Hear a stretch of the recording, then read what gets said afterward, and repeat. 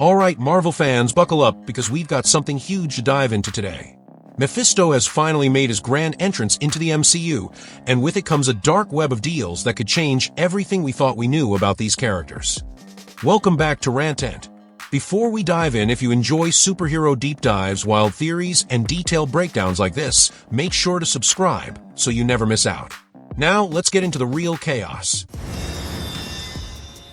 So, Mephisto, the literal devil of the Marvel Universe, is now officially in the MCU, played by none other than Sacha Baron Cohen. And in Ironheart, he casually drops a bombshell to Riri Williams. He's made deals with countless people throughout time.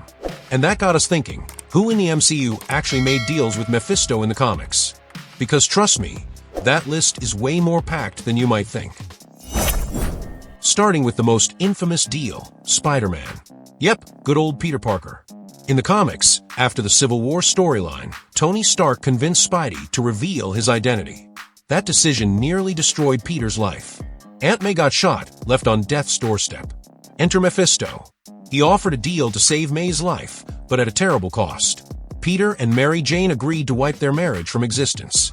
The world forgot Spider-Man was Peter Parker, but it also erased their love story. And the most twisted part? Mephisto did it because he knew their future daughter, Mayday Parker, would one day ruin his plans. Cold. And ironically, isn't that pretty close to what we saw in Spider-Man: No Way Home, except with Doctor Strange pulling the strings instead of Marvel's literal devil? Next up, Scarlet Witch. We all remember the hype when WandaVision was dropping. Fans were convinced Mephisto would show up any second. While he didn't, there was a reason for all that speculation.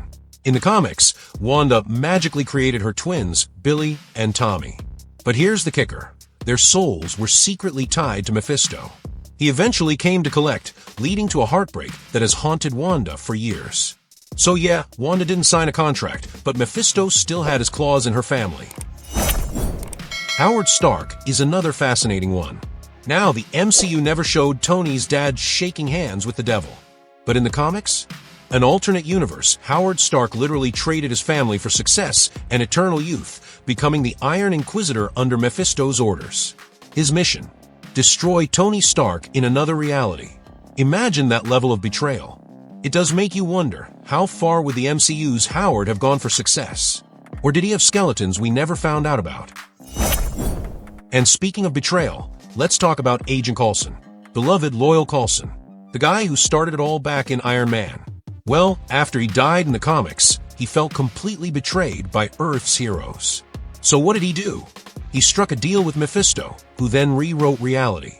Coulson became president, created his own team of heroes called the Squadron Supreme, and basically erased the Avengers from existence. Things obviously unraveled, because you can't keep Blade and Captain America down forever.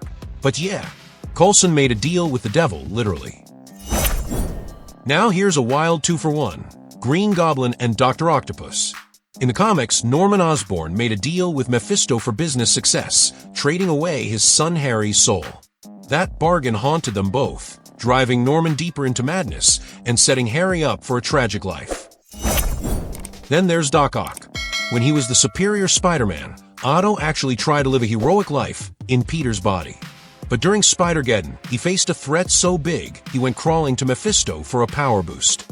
In exchange, he lost his shot at redemption and reverted back to classic Doc Ock. Finally, we can't forget Loki. You'd think Loki would need Mephisto. He's already the god of mischief. But during the Siege event, Loki traded the souls of undead Valkyries, the Deserter, to Mephisto. In return, his name was erased from the Book of Hell, giving him freedom in the afterlife. That twisted bargain ended with Loki sacrificing himself and coming back as Kid Loki, trying to rewrite his story. So yeah, the MCU is only scratching the surface right now. With Mephisto officially in play, any of these storylines, or wild new versions, could start unfolding on screen. And who knows which heroes or villains will be desperate enough to sign on the dotted line next. So what do you think? Are we headed toward a massive Mephisto saga in the MCU? Could Spider-Man or Scarlet Witch end up making dark bargains again? Drop your thoughts and craziest theories down below. And if you enjoyed this breakdown, hit that like button and subscribe to Rantent for more epic Marvel deep dives. Thanks for watching, and I'll catch you next time, hopefully in a world that hasn't been rewritten by Mephisto.